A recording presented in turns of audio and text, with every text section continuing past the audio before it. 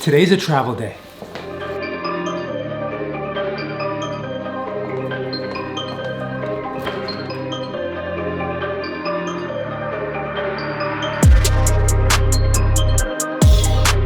By the way, this is the hardest part of vlogging for me, doing it in public. I'm very self-conscious and reticent about my spirituality. But I'm gonna suck it up for today and record because today's a special one. Going back to my hometown in New York to visit my family.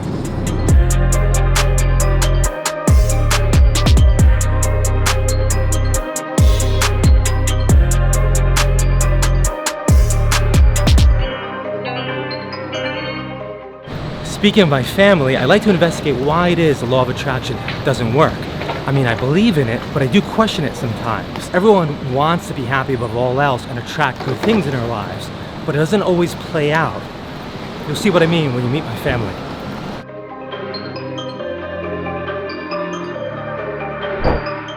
No one would deny that they want to attract only good things into their lives and to be happy. Most people wish for better lives. And yet most people aren't living their ideal lives. So if the law of attraction is real, it must not be based on attracting only what we think we want. We don't always get what we want. Bad things happen outside of our control. This pandemic should be a good enough example. How much can we actually control? We may already agree on the power of the mind, but how much of our thoughts can we actually control in the first place? I want to believe in the law of attraction and positive thinking, but should I? My father is the most pessimistic, disgruntled man I know. A real abrasive personality. But deep down, he's also sentimental. Old age has tempered him a bit. But he's still a real character, you'll see.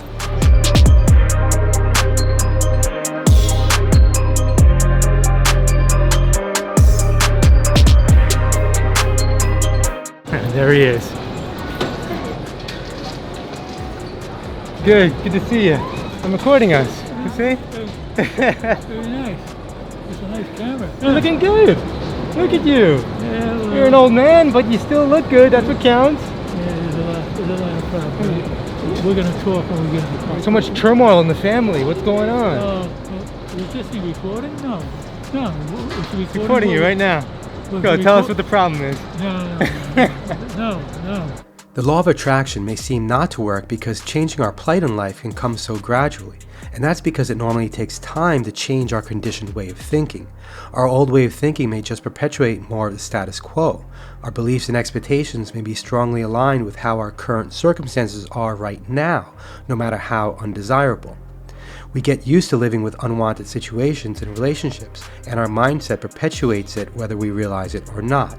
And as we notice unwanted circumstances and events happening more and more in our lives, we become more and more pessimistic. We may get so used to complaining about our current situation that we don't even realize our chronic negativity anymore.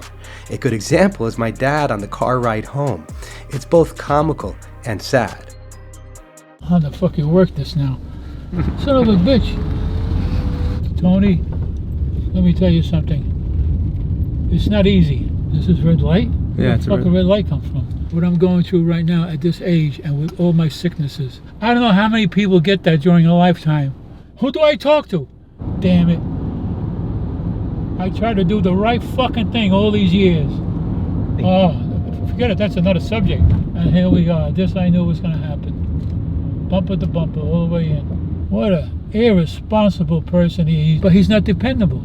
I'm going to be dying soon. Well, sweating my balls off 20 fucking hours a day. Tony, what's the word love mean? Doesn't mean shit. You know what the chances? Oh, I could tell you my stories. In those days, in 1974, put them all together. That's what I got. Put them all together. And I got to live this way? So that could metastasize any day. And you know, it's going to be the same thing with Johnny. Johnny, forget about it. Oh, that's gonna do you. How do you stop thinking about it? How do you do it? I like that somebody tell me. See, I knew you would make a joke out of it. He's got a point though. How do we stop chronic negative thinking? A good first step may be at the very least not talking about negative things so much, not giving them as much airtime with the stories we tell. Abraham-Hicks always warns that pushing against anything only brings more of it. And this resistant thinking and speaking may not only be the cause for much of our distress and suffering, but also the reason for perpetuating and attracting more of what we're resistant to.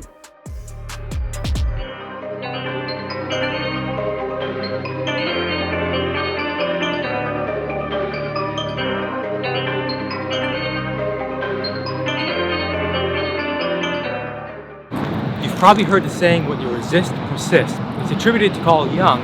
He may have said it, but I haven't seen it properly cited anywhere. It's a good one though. When we're resisting anything, we usually do it from a place of insecurity.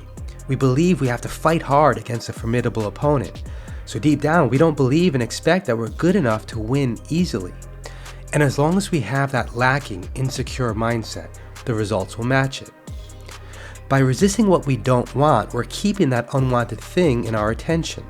We know how negative thoughts can evoke other negative thoughts and emotions in a self-perpetuating loop, and they can then affect our choices, behaviors, and actions.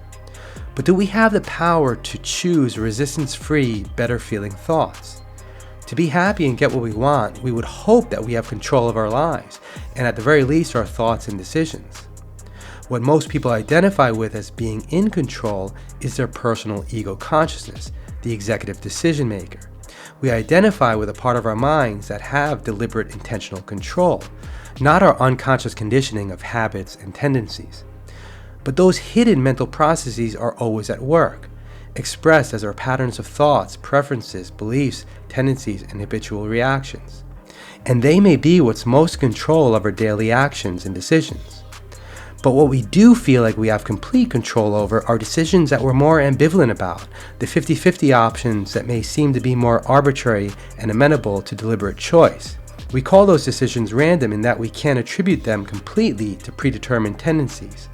And that's where the play of creativity may come from, and the ability to gradually change our ways of thinking by slipping through the cracks of the old conditioning.